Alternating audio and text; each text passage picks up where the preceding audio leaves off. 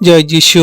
পবিত্র মঙ্গলময় পিতা প্রভু, তোমায় ধন্যবাদ, প্রশংসা, গৌরব করি পিতা গো। এই সুন্দর রাত্রিতে তুমি আরেকটি বার তোমার চরণতলে নতুন আমরা হয়ে আসতে দিয়েছো প্রভু। এই সুন্দর সন্ধ্যাতে তোমার কাছে নতুন আমরা হয়ে বিনতি প্রার্থনা করি, তুমি আমাদের দেহ মন আত্মা সকল সূচি ধৌত করো, পবিত্র করো এবং তোমার সেই বাক্যের কার্যকারী সন্তান বানাও প্রভু গো।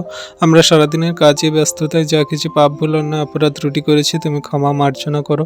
তোমার চরণতলে এই সুন্দর রাত্রিতে সন্ধ্যাতে নতুন আমরা হয়ে এসেছি প্রভু গো। তুমি আমাদের মণ্ডিত আত্মাগুলোকে তুমি পবিত্র সূচি করো, তোমার সেই যোগ্য রূপে গড়ে নাও প্রভু গো। আমাদের যদি কথাবার্তা আছেন ব্যবহারে কোনো পাপ ভুল অন্যায় অপরাধ ত্রুটি হয়ে যায় তুমি ক্ষমা করো, মার্জনা করো।